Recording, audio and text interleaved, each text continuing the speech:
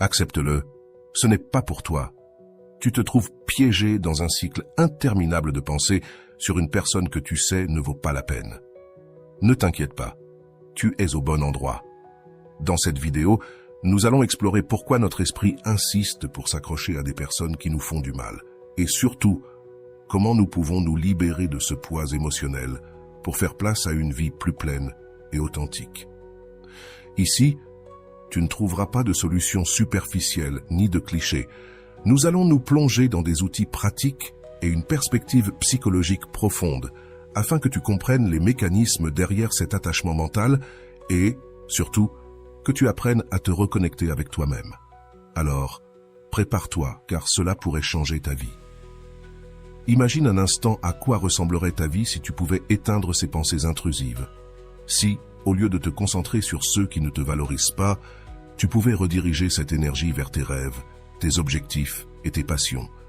Cette vidéo te donnera les clés pour y parvenir. Et ce n'est pas tout. Tu apprendras aussi à développer un amour-propre tellement solide que tu ne te retrouveras plus jamais piégé dans une situation comme celle-ci. De plus, nous te présenterons des outils pratiques basés sur les enseignements de Rolando Goicoechea, expert en ruptures amoureuses et en amour-propre, qui affirme « Lorsque tu cesses d'être ton pire ennemi et que tu commences à être ton meilleur ami, tu ouvres la porte à une vie qui t'a toujours attendu. » Et oui, nous parlerons d'autres grands psychologues, mais Rolando nous guidera avec ses enseignements clés pour ce processus. Pourquoi est-ce si difficile de cesser de penser à quelqu'un qui nous a blessés? La réponse réside dans la manière dont notre esprit traite l'attachement et le rejet. Selon John Bowlby, créateur de la théorie de l'attachement, lorsque nous vivons la perte ou le rejet d'une figure importante, notre cerveau interprète cela comme une menace pour notre survie émotionnelle. C'est pourquoi nous revenons sans cesse à ces pensées, comme si, en les analysant, nous trouverions une solution. Ce n'est pas l'autre personne que nous cherchons réellement, mais la validation et la sécurité que nous croyions qu'elle nous apportait. C'est là le premier pas pour lâcher prise. Comprendre que ce que nous recherchons à l'extérieur est en nous-mêmes. C'est ici que l'amour-propre entre en jeu, non pas comme un concept abstrait, mais comme une pratique quotidienne qui transforme ta perception de toi-même. Tu imagines comment ce serait de rediriger ton attention vers ce qui compte vraiment? À la fin de cette vidéo, non seulement tu auras les outils pour lâcher prise, mais aussi pour devenir la personne que tu as toujours voulu être. Alors, reste avec nous, car le meilleur est à venir. Avant de commencer, je te serais reconnaissant si tu pouvais liker la vidéo. Cela m'aiderait à continuer de diffuser cette philosophie. Si tu n'es pas encore abonné, je te recommande de t'abonner et d'activer la cloche pour ne manquer aucune vidéo. Commençons. Lorsque nous pensons à l'attachement envers une personne qui n'en vaut pas la peine, nous sommes confrontés à un phénomène complexe qui implique à la fois l'esprit et les émotions. Selon Korang, l'une des raisons pour lesquelles nous nous obsédons sur quelqu'un est que cette personne reflète une partie de notre inconscient, quelque chose que nous devons intégrer ou résoudre. C'est pourquoi, même quand nous savons que cette relation est nuisible, notre esprit continue de revenir, cherchant une solution qui ne viendra jamais de l'extérieur. Rolando l'explique clairement. Le problème n'est pas la personne qui ne vaut pas la peine, le problème est la relation que tu as avec toi-même. Si tu ne te traites pas avec respect et amour, tu chercheras inévitablement à l'extérieur quelque chose pour combler ce vide. Ce point de vue nous invite à changer de perspective. Il ne s'agit pas de l'autre personne, il s'agit de toi, de la manière dont tu construis une relation avec toi-même, une relation si forte et satisfaisante que tu n'auras plus besoin de chercher la validation là où elle n'existe pas. Le psychanalyste Erich Fromm aborde aussi cette question dans L'art d'aimer, où il souligne que l'amour immature dit « je t'aime parce que j'ai besoin de toi », tandis que l'amour mature affirme « j'ai besoin de toi parce que je t'aime ». Cela signifie que lorsque nous nous accrochons à quelqu'un qui ne nous valorise pas, nous agissons à partir d'une nécessité immature, fondée sur la dépendance, et non sur un amour véritable. Ce changement de perspective peut être puissant pour comprendre pourquoi il est si difficile de lâcher prise. Un autre point clé est de comprendre le rôle des neurosciences dans ce processus. Selon les recherches du Dr Matthew Lieberman, spécialisé en neuropsychologie sociale, le rejet active les mêmes zones du cerveau que celles qui répondent à la douleur physique. C'est pourquoi ça fait si mal. Notre cerveau interprète littéralement le rejet comme une blessure qui doit être soignée. Mais c'est là qu'intervient le travail conscient pour rediriger ses pensées vers quelque chose qui nous nourrit réellement. Rolando partage un outil essentiel pour ce genre de situation, l'utilisation du document personnel. Ce document est une déclaration écrite où tu définis qui tu es et ce que tu valorises. Tu ne peux pas oublier quelqu'un qui te blesse jusqu'à ce que tu deviennes conscient de qui tu es et de ce que tu mérites, dit Rolando. Écrire ce document t'aidera à te rappeler chaque jour que ta valeur ne dépend pas de l'opinion des autres, mais de ta propre perception. De plus, il est important de briser les schémas de pensées intrusives. C'est là que les pratiques de la pleine conscience peuvent être utiles. Jon Kabat-Zinn, créateur de la technique de réduction du stress basée sur l'attention, explique que lorsque tu prends conscience de tes pensées, tu peux observer tes émotions sans attachement et les laisser partir. Cela ne signifie pas ignorer tes émotions, mais apprendre à les gérer avec compassion et équilibre. À ce moment-là, Rolando ajoute quelque chose de crucial, l'amour propre. Ce n'est pas simplement te dire des phrases positives devant le miroir, c'est agir quotidiennement comme si tu étais la personne la plus importante de ta vie. Cela signifie que chaque décision que tu prends doit refléter ton engagement envers toi-même, depuis la nourriture que tu consommes jusqu'aux personnes avec lesquelles tu choisis de t'entourer. Tout doit être aligné avec le respect et l'amour que tu mérites. Pense à cela. Si quelqu'un entrait chez toi et commençait à détruire tes affaires, que ferais-tu? Probablement, tu le mettrais dehors immédiatement. Alors, pourquoi permettons-nous que quelqu'un fasse la même chose avec notre paix mentale et émotionnelle? Rolando pose une réflexion importante. La qualité de ta vie dépend de la qualité des relations que tu entretiens, mais surtout de la relation que tu as avec toi-même. Suivant ce chemin, un autre outil que tu peux utiliser est l'établissement de limites. Cela ne signifie pas seulement couper le contact avec cette personne, mais aussi avec les activités qui perpétuent le cycle d'obsession, comme vérifier ses réseaux sociaux. C'est ici que la phrase de Rolando résonne avec force. Si tu t'aimais profondément, permettrais-tu cela à toi-même? À ce moment-là, il est aussi fondamental de comprendre que lâcher prise ne signifie pas oublier, mais plutôt libérer. Selon le docteur Franco, créateur de la logothérapie, trouver un but plus grand est ce qui nous aide à surmonter les moments les plus difficiles. Quand tu as une raison de vivre, tu peux supporter presque tout. Ce but peut être de redécouvrir des passions, de travailler sur tes objectifs personnels ou simplement d'apprendre à apprécier ta propre compagnie. Tout cela n'est pas un processus linéaire. Il y aura des jours où tu te sentiras fort et d'autres où les souvenirs reviendront avec intensité. Mais souviens-toi des paroles de Rolando. Le progrès ne se mesure pas par combien de pas tu fais sans tomber, mais par combien de fois tu te relèves avec détermination. C'est là que réside la véritable force. Dans les prochaines minutes, nous continuerons à explorer des outils pratiques et psychologiques qui t'aideront à transformer ce défi en une opportunité de grandir. Continue, car chaque pas que tu fais vers l'amour propre est un pas de plus loin de la douleur. Lâcher prise d'une personne qui ne le mérite pas est un acte de libération qui commence dans notre esprit, et pour y parvenir, nous devons comprendre les raisons profondes de notre attachement. Continuons à explorer comment des outils pratiques et les conseils d'experts peuvent nous aider dans ce processus. Commençons par revenir à la base de l'attachement. Selon la théorie de John Bowlby, nos premières expériences de lien avec des figures d'attachement façonnent la manière dont nous nous relions aux autres à l'âge adulte. Si, pendant notre enfance, nous avons expérimenté de l'insécurité, de l'abandon ou de l'invalidation, il est plus probable que nous développions un attachement anxieux dans nos relations adultes. Ce type d'attachement nous pousse à idéaliser des personnes qui ne nous apprécient pas et à nous accrocher même lorsque nous savons qu'elles ne sont pas bonnes pour nous. Rolando, dans ses sessions d'amour-propre, explique cela de cette manière. Si tu choisis constamment des personnes qui ne te valorisent pas, ce n'est pas une coïncidence. C'est un signe que tu reproduis un modèle émotionnel appris. Mais la bonne nouvelle, c'est que tu peux briser ce cycle si tu choisis consciemment de commencer à te traiter avec le respect et l'amour que tu mérites. Ici, Rolando souligne l'importance de prendre la responsabilité de notre part dans ce cycle. Un pas important est d'identifier les croyances limitantes qui perpétuent cet attachement. Par exemple, Si tu crois que tu ne trouveras jamais quelqu'un de mieux ou que tu ne mérites pas l'amour, il est probable que tu t'accroches à ce que tu crois avoir. Comme l'explique Carl Rogers, l'un des fondateurs de la thérapie humaniste, le chemin vers la liberté émotionnelle commence par l'acceptation inconditionnelle de soi. Cela signifie reconnaître ses erreurs et ses faiblesses, mais aussi célébrer ses forces et ses qualités. Rolando ajoute que le premier acte d'amour-propre est d'accepter ton histoire, avec tout ce qu'elle inclut, sans honte ni culpabilité. Quand tu fais la paix avec ton passé, tu cesses de chercher une validation auprès des autres, validation que tu peux te donner toi-même. C'est pour cette raison qu'un des outils les plus puissants dans ce processus est le pardon. Pas nécessairement envers l'autre personne, mais envers toi-même pour les décisions que tu as prises, depuis la douleur ou l'ignorance. Un aspect fondamental pour lâcher prise, comprendre comment fonctionnent les connexions neuronales.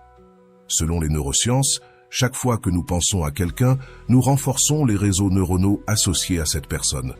C'est pourquoi, plus tu essaies de ne pas penser à cette personne, plus sa présence dans ton esprit devient forte. Au lieu de cela, Rolando suggère, il ne s'agit pas d'éviter de penser à quelqu'un, mais de rediriger ton attention vers ce qui te fait du bien. Remplis ton esprit d'activités et de pensées qui te nourrissent et t'inspirent. Une pratique utile pour cela est le journal de gratitude. Écris chaque jour 3 choses pour lesquelles tu te sens reconnaissant. Cet exercice ne change pas seulement ton point de vue, il entraîne aussi ton cerveau à chercher le positif au lieu de s'obséder sur le négatif. Comme le souligne Martin Seligman, fondateur de la psychologie positive, la gratitude transforme ce que tu as en suffisant et crée de l'espace pour que d'autres bénédictions arrivent dans ta vie. Rolando complète cette idée avec un outil appelé recadrage positif. Il dit que chaque expérience, même les douloureuses, contient un apprentissage caché. Lorsque tu recadres la douleur comme une opportunité de croissance, tu la transformes en allié plutôt qu'en ennemi. Par exemple, au lieu de penser « j'ai perdu quelqu'un d'important », tu peux penser « j'ai appris ce que je mérite réellement dans une relation ». Il est aussi crucial de couper les sources de rétroaction négative. Cela signifie arrêter de vérifier les réseaux sociaux de cette personne, éviter les endroits où tu sais qu'elle pourrait être et éliminer tout objet physique qui te ferait constamment te souvenir d'elle. Comme le dit Rolando, tu ne peux pas guérir dans le même environnement qui t'a fait souffrir. Tu dois créer un nouvel espace où tu peux te reconstruire à partir de zéro. Un autre concept important vient du Dr Frankl, qui dans son œuvre « L'homme en quête de sens » souligne que la clé pour surmonter la souffrance est de trouver un but supérieur. Frankl dit « Quand tu as un pourquoi, tu peux supporter n'importe quel comment ». Appliqué à ce contexte, cela signifie que tu dois trouver une raison plus grande pour arrêter de penser à cette personne, que ce soit atteindre un objectif personnel, améliorer ton bien-être ou simplement te prouver que tu es capable de surmonter ce défi. Rolando suggère d'utiliser la méthode du mantra conscient pour renforcer ton objectif. Par exemple, répète mentalement « Je suis suffisant, je mérite la paix et je construis mon bonheur de l'intérieur ». Ce type d'affirmation apaise non seulement ton esprit, mais il entraîne aussi ton subconscient à accepter cette nouvelle réalité. Enfin, il est fondamental de t'entourer d'un système de soutien sain. Cherche des amis, de la famille, ou même un thérapeute qui puisse t'aider à traiter tes émotions et te donner une perspective extérieure. Comme le dit Rolando, l'amour-propre ne signifie pas tout faire seul, cela signifie savoir quand demander de l'aide et l'accepter. Ce processus peut sembler accablant, mais souviens-toi des mots de Rolando. Chaque pas, aussi petit soit-il, est une victoire. L'important n'est pas d'avancer rapidement, mais d'avancer avec intention.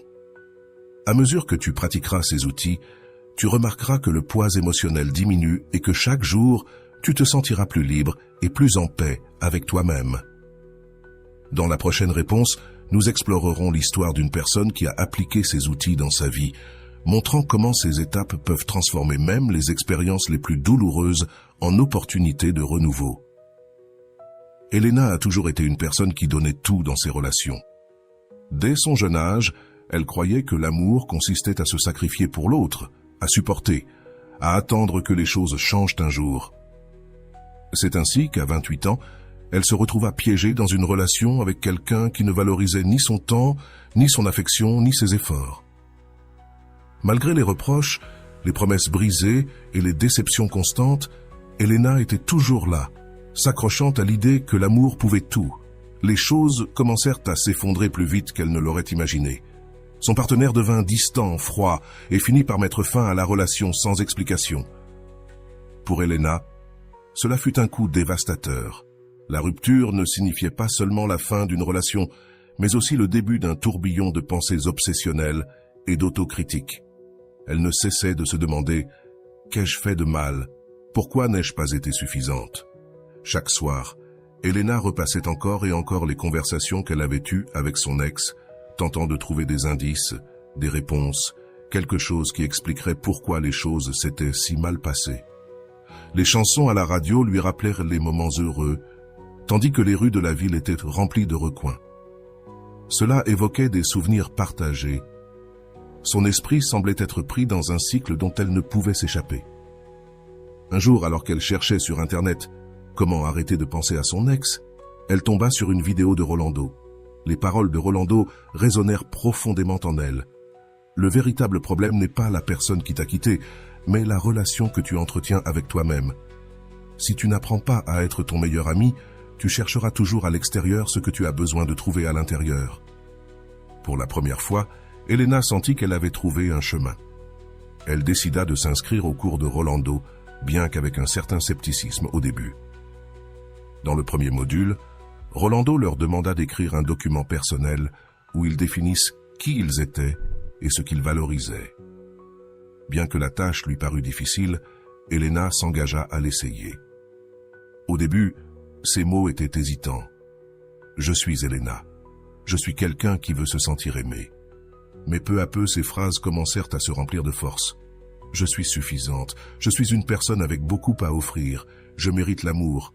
Mais d'abord le mien. » Écrire ces mots ne fut pas seulement cathartique, mais cela lui donna un point de départ pour se reconstruire. Le troisième jour du cours, Rolando leur demanda de réfléchir à une question. Si tu t'aimais profondément, permettrais-tu que cette personne occupe encore autant d'espace dans ton esprit? Cette question fut un choc pour Elena. Elle se rend compte qu'elle avait vécu sa relation comme si s'accrocher aux souvenirs pouvait changer le passé. Elle décida qu'il était temps de prendre des mesures concrètes. Elena commença par éliminer son ex de tous ses réseaux sociaux. Elle rangea aussi dans une boîte les photos, lettres et tout objet qui lui rappelait cette relation. Ce ne fut pas un processus facile. Chaque objet qu'elle touchait semblait ramener une avalanche d'émotions. Mais, comme disait Rolando dans le cours, tu ne peux pas guérir dans le même environnement qui t'a blessé, tu dois créer un nouvel espace pour te reconstruire. Dans les jours suivants, elle commença à utiliser un outil appris dans le cours, le mantra conscient. Chaque matin, en se regardant dans le miroir, elle répétait « Je suis suffisante, je mérite la paix, je construis mon bonheur de l'intérieur. » Au début, les mots semblaient vides, mais avec le temps, ils commencèrent à prendre du sens et de la force. Elena décida également d'écrire dans un journal de gratitude. Chaque soir, elle notait 3 choses pour lesquelles elle était reconnaissante. Un message d'une amie, l'odeur du café le matin, la sensation du soleil sur sa peau. Cet exercice ne l'aida pas seulement à se concentrer sur le positif, mais il commença aussi à entraîner son esprit à chercher la beauté dans les petites choses de la vie. Un jour, en lisant le module suivant du cours, Rolando leur parla du recadrage positif. Il disait « Au lieu de voir cette rupture comme une perte, regarde-la comme une leçon. Demande-toi, qu'ai-je appris sur moi-même et sur ce que je veux dans une relation ?» Inspirée par ces paroles, Elena commença à écrire dans son journal les choses qu'elle avait découvertes sur elle-même. Elle apprit qu'elle était plus forte qu'elle ne le pensait, qu'elle avait le courage de recommencer et qu'elle méritait une relation où elle serait valorisée. En parallèle, elle commença à explorer de nouvelles activités. Elle s'inscrivit à des cours de yoga, quelque chose qu'elle avait toujours voulu faire, mais qu'elle avait reporté pendant des années. À chaque cours, en respirant profondément et en se connectant avec son corps, elle sentait peu à peu qu'elle libérait les tensions accumulées en elle. Chaque mouvement était un rappel qu'elle était vivante, qu'elle avait la capacité de guérir. Lors d'une promenade dans le parc, Elena rencontra Clara, une femme plus âgée qui peignait un paysage. Curieuse, elle s'arrêta pour l'observer. Clara lui parla de la façon dont l'art était sa manière de guérir les blessures du passé. « Le cœur est comme une toile, ma fille, » lui dit Clara. « Si tu le remplis de souvenirs douloureux, tu ne laisses pas de place pour les nouvelles œuvres d'art que la vie veut peindre. » Ces paroles restèrent gravées dans l'esprit d'Elena. Cette même nuit, elle décida qu'il était temps de commencer à remplir sa toile de nouvelles couleurs. Elle s'assit devant son ordinateur. Elle commença à écrire une liste de buts. Voyager dans un endroit nouveau, apprendre à jouer d'un instrument, consacrer plus de temps à ses amis. Chaque objectif représentait un coup de pinceau d'espoir et de renouveau. Le processus ne fut pas linéaire. Il y eut des jours où les souvenirs revenèrent avec force, des jours où elle sentait qu'elle n'avait pas avancé. Mais dans ces moments-là, elle se souvenait des paroles de Rolando. Le progrès ne se mesure pas par la perfection, mais par ta disposition à te relever une fois après l'autre. Et ainsi elle le fit, une fois après l'autre. Peu à peu, Elena commença à noter des changements. Son esprit n'était plus dominé par des pensées obsessionnelles. Les souvenirs étaient toujours là, mais ils n'avaient plus le même pouvoir sur elle. Elle avait appris à les accueillir avec compassion, comme s'ils faisaient partie d'un chapitre passé qui ne définissait plus son présent. À la fin de cette première étape, Elena sentit qu'elle avait fait un pas important vers sa libération. Mais il restait encore du chemin à parcourir. Dans cette quête de renouveau et d'amour-propre, elle découvrit que son histoire venait à peine de commencer. Dans la deuxième partie, nous explorerons comment Elena poussa sa transformation encore plus loin, s'inspirant de l'amour-propre et de la résilience pour construire une vie pleine de sens et de plénitude. Elena commença à remarquer qu'il y avait quelque chose en elle qui avait changé. La relation qui la définissait autrefois, la douleur qui la retenait prisonnière, n'avait plus le même contrôle sur sa vie. Mais elle savait qu'il y avait encore du travail à faire. Lâcher prise, ce n'est pas seulement cesser de penser à quelqu'un, c'est remplir cet espace avec quelque chose de plus grand, avec une connexion profonde avec soi-même. Une nuit, en révisant les notes du cours de Rolando, elle trouva une phrase surlignée qui lui apporta de la clarté. Quand tu arrêtes de te concentrer sur ce que tu as perdu, tu découvres tout ce que tu peux gagner. Ces mots résonnèrent en elle. Elle avait passé tellement de temps à regarder le passé qu'elle avait presque oublié que son avenir était plein de possibilités. Alors, elle décida qu'il était temps de se réinventer.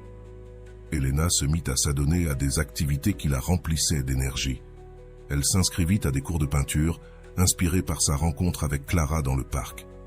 Chaque coup de pinceau était une manière d'exprimer des émotions que les mots ne pouvaient capturer.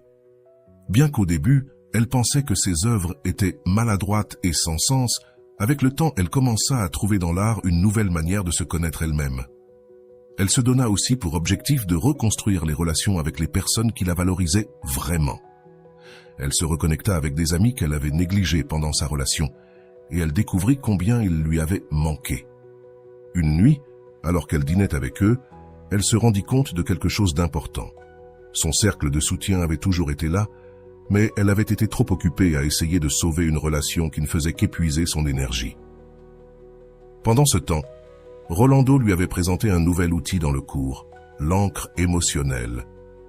Il lui demanda de choisir un objet ou une activité qui pourrait lui rappeler sa force dans les moments de faiblesse.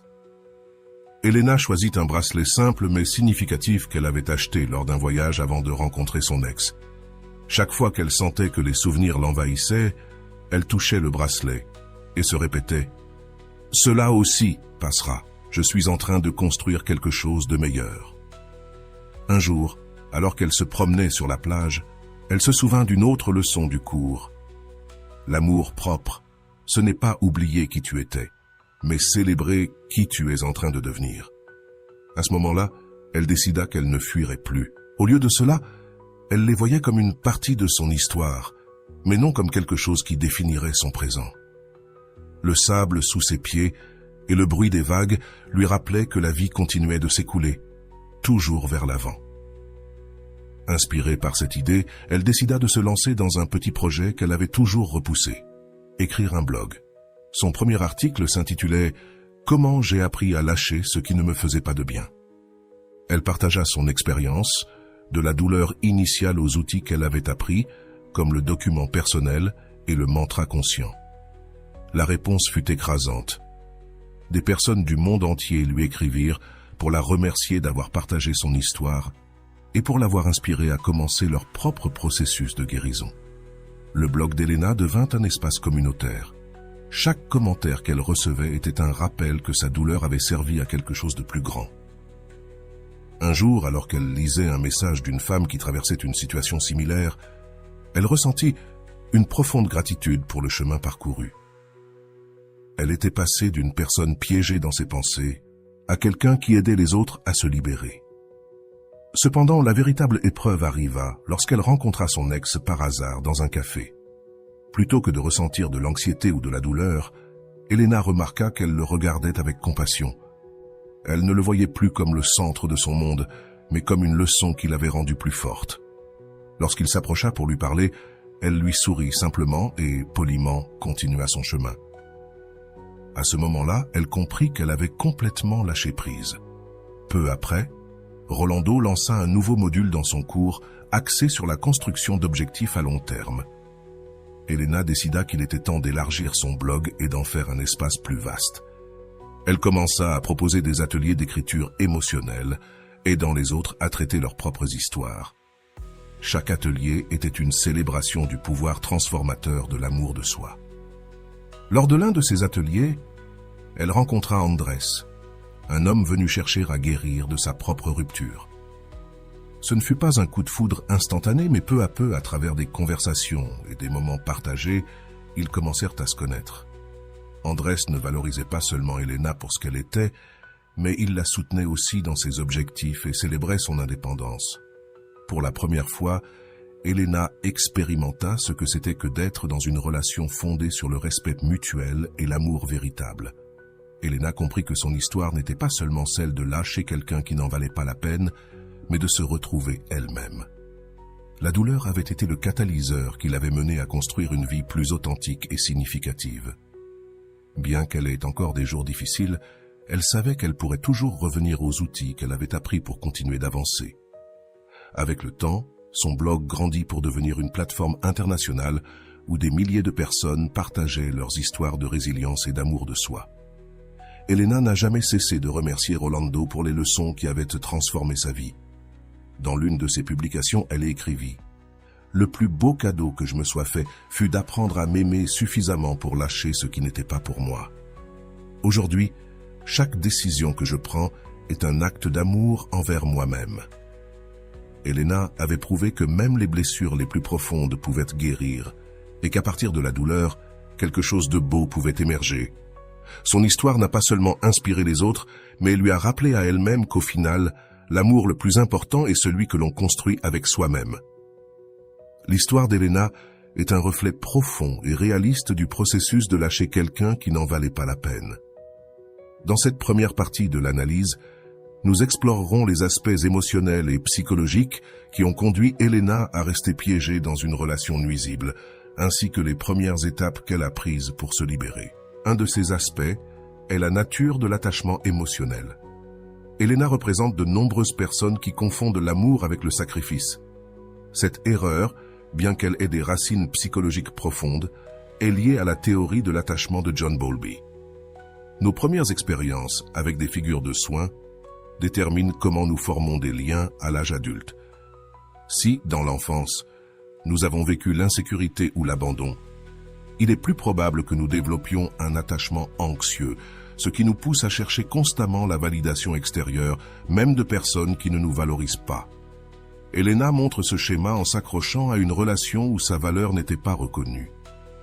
Ce type de comportement, bien que douloureux, est commun car il est motivé par un besoin inconscient de réparer des blessures passées. Cependant, comme le montrent les premiers pas de sa transformation, reconnaître ces schémas est le premier pas pour les briser. L'impact du rejet, la rupture avec son partenaire, a déclenché chez Elena une tempête de pensées obsessionnelles et d'auto-représentation. L'estime de soi dans une relation, le rejet, active nos insécurités les plus profondes, nous poussant à nous demander « Qu'ai-je mal fait ? Pourquoi n'ai-je pas été assez bien ?» Ici, les neurosciences offrent une explication clé. Selon des recherches, les zones du cerveau activées lors d'une rupture amoureuse sont les mêmes que celles activées lors de la douleur physique. Cela explique pourquoi la douleur émotionnelle d'une rupture peut être aussi accablante. L'esprit d'Elena était pris dans un cycle où revivre les souvenirs négatifs renforçait sa souffrance. Le premier pas vers la libération, la responsabilité personnelle. Elena a commencé son processus de guérison lorsqu'elle a décidé de prendre la responsabilité de son bien-être émotionnel. Ce point est crucial, car de nombreuses personnes adoptent le rôle de victime après une rupture, en blâmant l'autre personne pour sa douleur. Cependant, comme l'explique Rolando dans son cours, le véritable pouvoir commence lorsque tu reconnais que tu es le seul responsable de la manière dont tu choisis d'affronter la douleur. Elena a pris ce conseil au sérieux. Au lieu de continuer à attendre des réponses ou des excuses de son ex, elle a décidé de se concentrer sur ce qu'elle pouvait contrôler, sa relation avec elle-même. Ce changement de perspective a été fondamental pour entamer sa transformation. L'importance du document personnel. L'exercice d'écrire un document personnel a été un tournant pour Elena. Ce document lui a permis de définir qui elle était en dehors de la relation. Au début, ses mots étaient timides et hésitants, reflet de sa faible estime de soi. Mais avec le temps, elle a commencé à les remplir d'affirmations puissantes, telles que « je suis suffisante » et « je mérite l'amour ».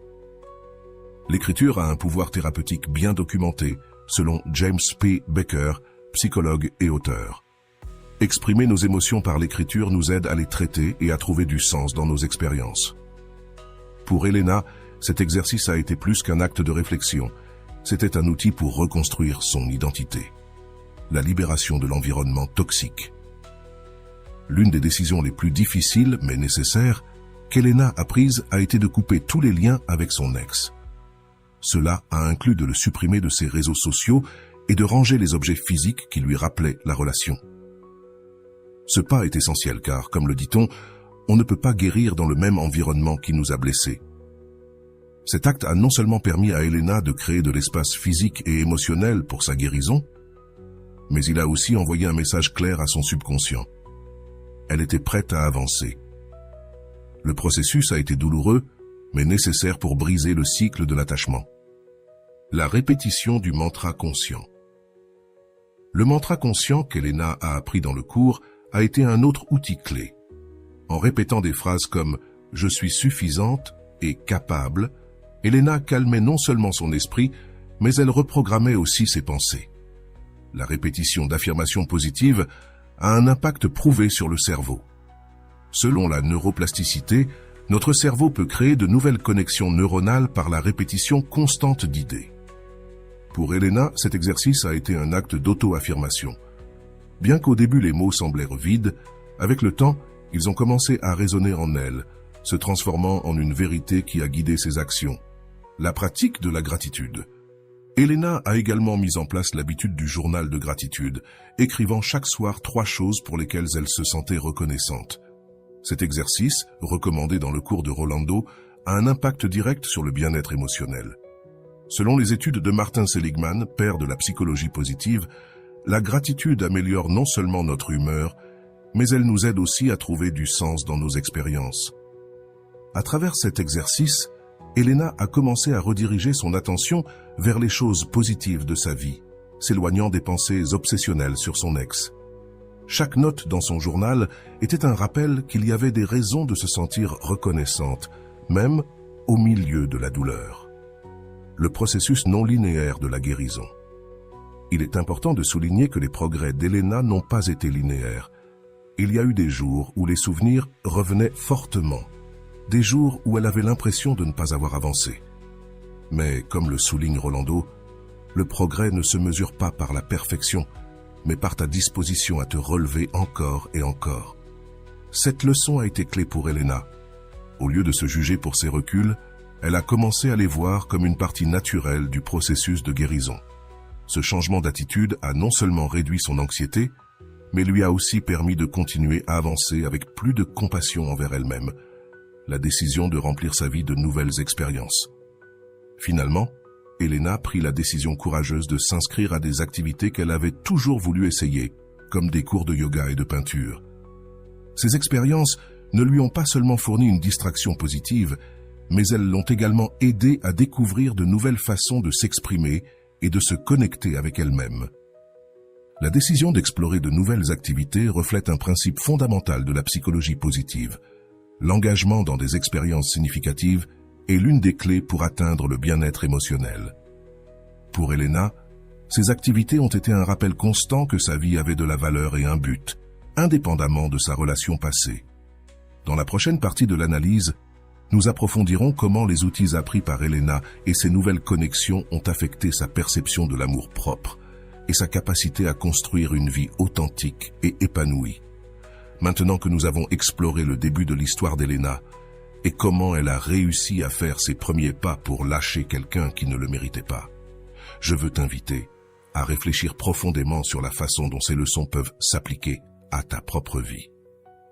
Faisons-le à travers la méthode socratique, en posant des questions qui t'aideront à remettre en question tes propres schémas et comportements. Premier. Qu'est-ce qui te maintient réellement attaché? Quand tu penses à cette personne dont tu n'arrives pas à te détacher, est-ce sa présence réelle ou l'idée de ce qu'elle représentait pour toi qui te maintient ancré? Comme nous l'avons vu dans l'histoire d'Elena, ce n'est souvent pas la personne en elle-même, mais ce que nous croyons qu'elle symbolisait. Stabilité, amour, validation. Mais, et si cette validation, tu pouvais la construire à l'intérieur de toi? Quelle partie de toi dois-tu renforcer pour arrêter de chercher à l'extérieur ce que tu as déjà à l'intérieur? 2. Qu'est-ce que tu gagnerais en lâchant cette personne? Elena a découvert qu'en laissant partir, elle a ouvert de l'espace pour de nouvelles expériences, des relations et une connexion plus profonde avec elle-même. Demande-toi, qu'est-ce que tu pourrais gagner si tu choisis de lâcher cet attachement? Quelles nouvelles opportunités perds-tu en restant accroché au passé? Il est possible qu'en tenant quelque chose qui ne te sert plus, tu bloques ce dont tu as vraiment besoin. 3. Quel rôle joue ton environnement dans ton processus de guérison? Rolando a mentionné une vérité puissante. Tu ne peux pas guérir dans le même environnement qui t'a blessé. Pense à cela. Ton environnement actuel t'aide-t-il à avancer ou te maintient-il lié à la douleur? Quel changement pourrais-tu apporter, que ce soit en éliminant des rappels physiques, en t'éloignant de certains lieux, ou même en limitant les interactions sur les réseaux sociaux pour favoriser ton processus de guérison? 4. Comment te parles-tu à toi-même chaque jour? Elena a commencé à transformer sa mentalité à travers le mantra conscient. Maintenant, je te demande, quelles sont les paroles que tu te dis chaque jour? Si tu étais ton meilleur ami, comment te parlerais-tu? Ces mots t'aident-ils à te construire ou, au contraire, te détruisent-ils? Quelle affirmation pourrais-tu commencer à répéter aujourd'hui pour renforcer ta valeur et ton amour-propre? 5. Qu'est-ce que tu peux remercier aujourd'hui? Même au milieu de la douleur, Elena a découvert le pouvoir du journal de gratitude en apprenant à se concentrer sur le positif, même lors des jours difficiles. Maintenant, c'est ton tour. Quelle petite chose peux-tu remercier aujourd'hui? Une conversation avec un ami?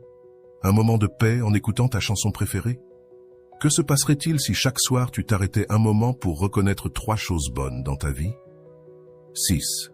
Qu'est-ce qui t'empêche de prendre la responsabilité de ton bien-être? Elena a franchi un grand pas quand elle a compris que son bonheur ne dépendait plus de son ex, mais de sa propre capacité à guérir. Demande-toi, attends-tu que quelqu'un d'autre règle ta douleur? Que peux-tu faire aujourd'hui, même petit, pour commencer à construire ton bien-être intérieur? 7. Jusqu'où es-tu prêt à lâcher pour gagner? C'est peut-être la question la plus importante. Comme l'a dit Elena, lâcher ce n'est pas perdre, c'est gagner de l'espace pour quelque chose de mieux. Es-tu prêt à lâcher le passé, non parce que c'est facile, mais parce que tu mérites quelque chose de plus grand? Quel engagement peux-tu prendre envers toi-même pour commencer ce processus aujourd'hui? La deuxième partie de l'histoire d'Elena nous montre sa transition vers l'acceptation et la croissance personnelle. Ici, nous explorerons comment les outils appris dans le processus de transformation l'ont non seulement aidé à lâcher, mais aussi à construire une vie épanouie et pleine de sens. Cette analyse est approfondie dans les concepts de résilience, d'amour propre et de l'impact des connexions humaines. 1. L'acceptation comme point de départ. Elena a appris qu'accepter la réalité ne signifie pas se rendre, mais reconnaître ce qui ne peut être changé. Selon Carl Rogers, le paradoxe est que lorsque je m'accepte tel que je suis, alors je peux changer. Elena a cessé de lutter contre les souvenirs et a choisi de les intégrer comme partie de son histoire. Ce pas n'a pas seulement été libérateur, mais il lui a permis de se concentrer sur ce qu'elle pouvait construire à partir de là. Deuxième, l'intégration des souvenirs. Accepter n'est pas la même chose qu'ignorer. En reconnaissant ses émotions et validant sa douleur, Elena a pu diminuer l'emprise que les souvenirs de sa relation avaient sur elle. Cela est cohérent avec la théorie du traitement émotionnel qui soutient que confronter nos émotions directement aide à réorganiser notre mémoire et à diminuer l'impact négatif des événements traumatiques. Troisième, le pouvoir de redéfinir la narration. Elena a changé la façon dont elle voyait sa relation passée. Au lieu de la considérer comme un échec, elle l'a reformulée. Rolando dit « Chaque expérience difficile a le potentiel d'être la graine d'un nouveau chapitre. Mais cela dépend de toi, de l'arroser avec amour et patience. » Cette perspective a transformé sa douleur en une opportunité d'apprentissage, lui donnant un but à son expérience. Quatrième, la reconnexion avec son identité à travers le document personnel. Elena redevient qui elle était et ce qu'elle valorise. Cet exercice lui a permis de se reconnecter avec des aspects de son identité qu'elle avait négligés pendant la relation.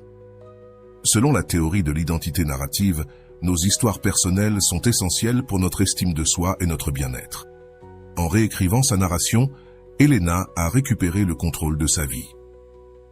Cinquième, l'art comme outil de guérison. Elena a trouvé dans la peinture une manière d'exprimer des émotions qu'elle ne pouvait pas verbaliser. L'art a un impact thérapeutique prouvé. Selon des études en art-thérapie, des activités créatives comme la peinture ou l'écriture peuvent réduire les niveaux de stress, améliorer l'humeur et favoriser l'autoconnaissance. Pour Elena, chaque coup de pinceau était un acte de compassion et de libération personnelle. 6. L'importance d'un environnement positif. La rencontre d'Elena avec Clara dans le parc n'était pas un hasard. Clara représentait le soutien émotionnel dont Elena avait besoin à ce moment-là. Cela souligne l'importance de s'entourer de personnes qui nous inspirent et nous rappellent nos forces. Comme le dit Rolando, ton environnement est un miroir de la façon dont tu te valorises toi-même. Entoure-toi de personnes et d'activités qui reflètent ta meilleure version. 7. La construction d'une nouvelle routine. Elena a intégré de nouvelles activités dans son quotidien, comme le yoga et le journal de gratitude. Ces pratiques non seulement la maintenaient occupée, mais elles lui ont aussi donné des outils pour cultiver son bien-être émotionnel. Selon la psychologie positive, établir des routines qui favorisent l'auto-soin et la gratitude peut augmenter significativement la résilience émotionnelle. 8. Le pouvoir des rituels. Elena a adopté l'utilisation d'un ancrage émotionnel, un bracelet qui lui rappelait ses progrès. Ce rituel l'a aidé à rester centré dans les moments de faiblesse. Les rituels symboliques ont un impact profond sur notre esprit car ils agissent comme des rappels tangibles de nos objectifs et de nos valeurs. 9e. L'importance du progrès non linéaire. Le processus d'Elena n'a pas été exempt de rechutes, mais elle a appris à les voir comme une partie naturelle de son évolution. Comme le dit Rolando, le progrès n'est pas linéaire, mais chaque étape que tu franchis, même si elle est petite, te mène plus loin de là où tu as commencé. Cette perspective lui a permis d'avancer avec patience et compassion envers elle-même. 10e. L'exploration de nouvelles passions. Elena a découvert que l'exploration de nouvelles activités ne l'aidait pas seulement à se distraire, mais lui donnait aussi l'opportunité de mieux se connaître. S'inscrire à des cours de peinture et de yoga n'a pas seulement rempli son temps, mais a aussi renforcé sa connexion avec sa créativité et son corps, renforçant ainsi sa relation avec elle-même. 11. La valeur des petites victoires. Chaque réussite qu'Elena a vécue, depuis terminer une peinture jusqu'à recevoir un commentaire positif sur son blog, était un rappel de ses progrès. Reconnaître ces petites victoires est essentiel pour maintenir la motivation et construire la confiance en soi. 12e. La connexion avec une communauté. Le blog d'Elena est devenu un espace où elle partageait son histoire et aidait les autres. Cette communauté lui a donné un sens de but et de connexion. Selon la théorie de l'autodétermination, le sentiment d'appartenance est un besoin psychologique fondamental pour le bien-être. L'empathie envers le passé. Lorsqu'Elena a rencontré son ex au café, sa réaction a montré combien elle avait évolué. Plutôt que de se sentir vulnérable, elle a ressenti de la compassion. Cela reflète un niveau avancé de guérison, où le pardon n'est pas nécessairement pour l'autre, mais pour se libérer soi-même du ressentiment. La transformation de la douleur en but. Elena a transformé sa douleur en source d'inspiration. Ce changement reflète un concept clé en psychologie positive, la croissance post-traumatique. Selon cette approche, les expériences difficiles peuvent nous conduire à développer une plus grande résilience, de l'empathie et un sens du but. Le pouvoir des objectifs à long terme. À travers le dernier module du cours, Elena a appris à établir des objectifs qui reflétaient ses valeurs et ses aspirations. Cela lui a permis de garder son attention sur l'avenir, au lieu de rester piégée dans le passé. Les objectifs à long terme sont essentiels pour cultiver un sens de direction et de motivation, l'ouverture à de nouvelles relations. Elena a rencontré Andrés, un homme qui valorise son indépendance et la soutient dans son développement personnel. Cette relation a reflété un changement dans les critères d'Elena, qui avait appris à privilégier les relations basées sur le respect mutuel plutôt que sur des dynamiques déséquilibrées. L'intégration d'outils pratiques, tout au long de son processus, Elena a utilisé des outils pratiques appris dans le cours de Rolando, tels que le mantra conscient, le document personnel et l'ancrage émotionnel. Ces outils ne lui ont pas seulement fourni de la structure, mais l'ont également aidé à rester engagé dans sa transformation. L'importance d'un but plus grand, le blog d'Elena a grandi pour devenir une plateforme internationale. Cette réussite n'a pas seulement été un témoignage de son dévouement, mais aussi une preuve de la manière de transformer la douleur en quelque chose de significatif. Avoir un but plus grand a été une source constante de motivation et de satisfaction pour elle. L'évolution de l'amour-propre. L'amour-propre d'Elena a évolué d'un besoin fondamental d'acceptation à un état d'appréciation profond pour ce qu'elle était. Comme le dit Rolando, l'amour-propre n'est pas une destination, c'est une pratique quotidienne de se reconnaître comme suffisant, précieux et digne de tout ce qui est bon. Réflexion finale sur cette partie. Elena n'a pas seulement laissé partir une personne qui ne méritait pas son amour, mais elle a aussi construit une vie pleine de buts, de connexion et d'amour-propre.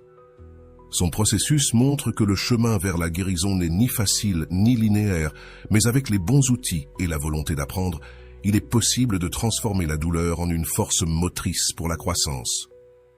Dans la prochaine partie de l'analyse, nous explorerons comment l'histoire d'Elena peut inspirer d'autres à prendre des mesures concrètes dans leur propre processus de guérison et comment les leçons apprises s'appliquent à différents contextes de la vie. Dans cette dernière partie de l'analyse, nous aborderons comment l'histoire d'Elena ne reflète pas seulement un processus de transformation personnelle, mais contient également des leçons universelles applicables à toute situation où il est nécessaire de lâcher prise. Nous explorerons comment les concepts de résilience, d'autocompassion et de redécouverte se traduisent par des actions concrètes que n'importe qui peut appliquer dans sa vie. Première résilience, l'art de se relever. La résilience d'Elena ne consistait pas à éviter la douleur, mais à l'affronter et à en apprendre. Selon la psychologie positive, la résilience est la capacité de s'adapter et de prospérer face à l'adversité. Elena a démontré cette capacité en transformant une expérience douloureuse en une opportunité de grandir. Demandez-vous, comment pouvez-vous appliquer cette mentalité dans vos propres défis? Deuxième, l'impact de l'autocompassion. Elena a appris à se traiter avec bienveillance, même dans ses moments les plus difficiles. Selon Chen, experte en autocompassion, se traiter avec la même empathie que l'on offrirait à un ami proche est essentiel pour le bien-être émotionnel. Elena a cessé de se juger pour ses rechutes et a commencé à les voir comme des opportunités pour continuer à avancer. Troisième, l'importance d'un but plus grand. Le but d'Elena a évolué de la guérison de sa douleur à l'inspiration des autres. Ce changement a donné un sens plus large à son expérience. Selon Viktor Frankl, auteur de L'homme en quête de sens, trouver un but plus grand peut nous aider à surmonter même les moments les plus difficiles. Elena a trouvé ce but dans son blog et dans les connexions qu'elle a établies à travers celui-ci. L'influence de l'environnement positif.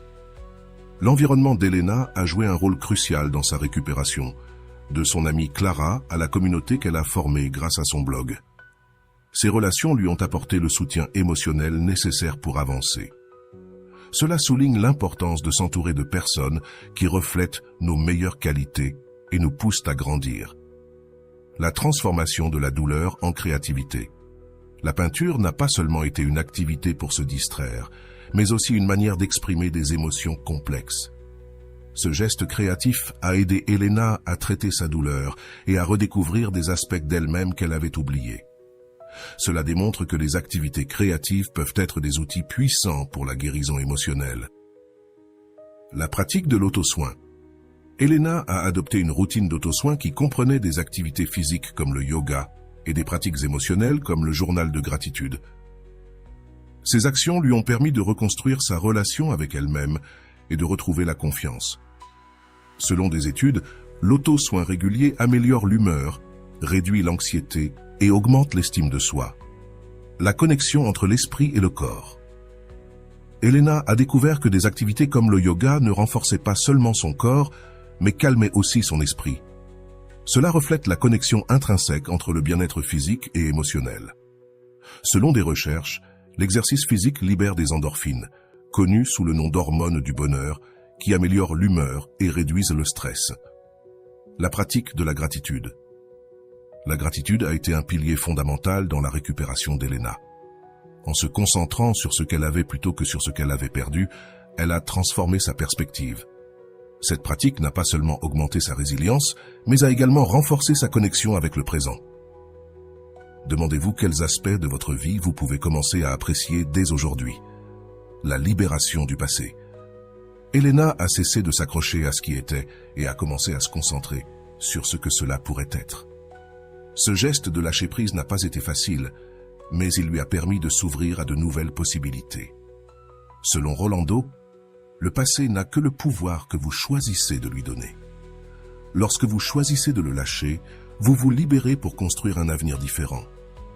L'importance du pardon. La rencontre d'Elena avec son ex a été un moment décisif.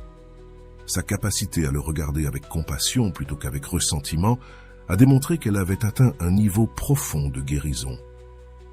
Le pardon ne signifie pas justifier le mal, mais libérer le poids émotionnel qui en découle. Ce geste n'a pas seulement bénéficié à Elena, mais a également reflété sa croissance intérieure. L'expansion de la conscience. À travers son blog, Elena a découvert que partager son histoire ne la guérissait pas seulement d'elle, mais aussi les autres. Cela souligne l'importance de la connexion humaine et comment nos expériences peuvent avoir un impact positif sur les autres.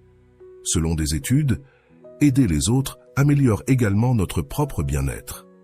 La réouverture à l'amour. Elena a trouvé en Andrés une relation fondée sur le respect mutuel et le soutien. Ce changement a reflété les nouvelles normes qu'elle avait établies pour elle-même. Elle avait appris à prioriser son bonheur et son amour-propre, ce qui lui a permis d'attirer une relation plus saine. La leçon du progrès non linéaire. Elena a compris que la guérison n'est pas un chemin rectiligne, mais un voyage avec des hauts et des bas. Cela lui a permis d'avancer avec patience et compassion envers elle-même, sans se juger pour ses rechutes. Cette leçon est applicable à tout processus de changement personnel. La construction d'une vie authentique. Elena n'a pas seulement surmonté sa douleur, mais elle a aussi construit une vie qui reflétait ses valeurs et aspirations. De ses activités créatives à sa communauté en ligne, chaque aspect de sa vie était un reflet de qui elle était vraiment. L'importance de l'intention quotidienne. Elena a utilisé son document personnel pour se rappeler qui elle était et ce qu'elle voulait accomplir. Ce geste d'attention quotidienne lui a permis de maintenir son focus et son engagement envers sa transformation. L'inspiration pour les autres. L'histoire d'Elena ne concerne pas seulement sa guérison personnelle, mais aussi la façon dont elle a inspiré les autres à entamer leur propre processus. Cela reflète le pouvoir du témoignage personnel et comment partager nos expériences peut créer un impact positif sur les autres. Réflexion finale. L'histoire d'Elena est un rappel que, bien que la douleur peut sembler insurmontable, il y a toujours une issue grâce aux outils appropriés, au soutien nécessaire et à un engagement envers soi-même. Il est possible de transformer même les expériences les plus difficiles en opportunités pour grandir et s'épanouir. En conclusion, l'histoire d'Elena n'est pas seulement un témoignage de résilience et d'amour-propre, mais aussi un guide pratique pour ceux qui cherchent à lâcher ce qui ne leur sert plus et à construire une vie pleine de sens et de but. Son parcours nous inspire à réfléchir à nos propres vies et à nous interroger sur ce que nous sommes prêts à lâcher pour faire place à ce que nous méritons réellement. Maintenant que nous avons atteint la fin de cette analyse, je veux que tu prennes un moment pour réfléchir à la façon dont ce que nous avons exploré dans l'histoire d'Elena peut s'appliquer à ta vie. Discutons. Remettons-nous en question ensemble et cherchons des réponses qui t'aideront à construire une relation plus saine avec toi-même. Permets-moi de te poser une question importante. As-tu envisagé combien de fois tu te retrouves à penser à quelqu'un qui n'est plus dans ta vie ou qui ne te valorise pas à ta juste valeur? Qu'est-ce qui te pousse à maintenir cette pensée récurrente? Souvent, ce n'est pas la personne en elle-même, mais le sens que tu as associé à elle. Elle représente la sécurité, la validation, ou peut-être l'idée que, avec elle, c'était suffisant. Si tu t'arrêtes pour y réfléchir, il est possible que tout cela existe déjà en toi, mais que tu ne l'aies pas encore découvert. Je veux que tu penses à cela. Combien de choses dans ta vie sont restées en pause parce que tu continues de maintenir quelque chose qui ne te sert plus? Si tu regardes vers l'avant, quelles opportunités pourraient s'ouvrir à toi si tu choisis de lâcher prise? Mais surtout, qu'as-tu vraiment peur de perdre? Est-ce le lien avec cette personne ou peut-être une partie de ton identité que tu as associée à elle? Que se passerait-il si tu construisais une nouvelle identité basée uniquement sur ce que tu choisis d'être, sans dépendre de personne d'autre? Quand Elena a confronté ces questions, elle a découvert que ce n'était pas la séparation d'avec son ex qui était la plus difficile, mais de faire face à elle-même et au vide que cette relation avait comblé. Et ici, je veux te poser une question. Quel vide essaies-tu de combler avec cette relation, avec cette pensée récurrente? Que se passerait-il si, au lieu de chercher dehors, tu te consacrais à construire à l'intérieur? Il est possible que, comme dans le cas d'Elena, tout ce dont tu as besoin soit déjà en toi, attendant d'être découvert. Si, à ce moment précis, tu te sens coincé, je veux que tu te questionnes. Qu'est-ce qui te retient? Est-ce la peur du changement, du vide, ou peut-être la peur de ne pas trouver mieux? Mais laisse-moi te dire quelque chose que tu as peut-être oublié. Lâcher prise ne signifie pas perdre, mais faire de la place pour le nouveau. Quelle place pourrais-tu ouvrir dans ta vie si tu osais laisser partir?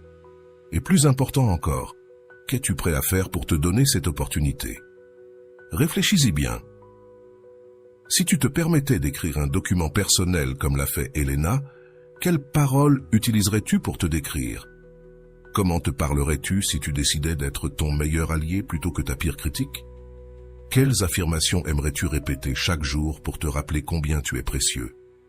Peut-être qu'au début, tu n'y croiras pas. Mais rappelle-toi, comme le dit Rolando, une vérité répétée 1000 fois s'intègre dans ton être et devient ta nouvelle réalité. Ne vaudrait-il pas la peine d'essayer? Imagine à quoi ressemblerait ta vie si tu mettais autant d'efforts à penser à toi qu'à penser à quelqu'un d'autre. Comment ta routine, tes décisions, ta manière de te lier aux autres changerait-elle? Elena a découvert qu'en investissant du temps et de l'énergie pour elle-même, non seulement elle a guéri, mais elle a aussi créé une vie qui reflétait ses rêves et ses valeurs. Que pourrais-tu créer si tu choisissais de faire de même? Enfin, je veux t'inviter à partager ton expérience. Quelle partie de cette histoire a résonné avec toi? Quelles étapes penses-tu pouvoir commencer à prendre pour lâcher ce qui te pèse et te reconnecter avec toi-même? Tes commentaires ne t'aideront pas seulement à réfléchir, mais peuvent aussi inspirer d'autres personnes qui sont dans un processus similaire.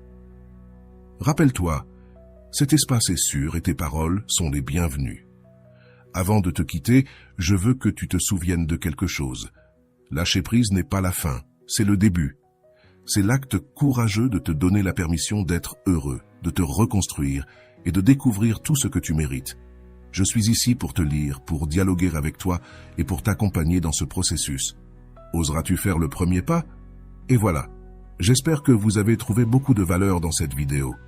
Merci d'être resté jusqu'à la fin de cette vidéo. J'adore quand vous faites ça. Si vous en voulez plus, vous pouvez écrire en commentaire « J'en veux encore plus ». J'espère vous revoir dans une autre vidéo.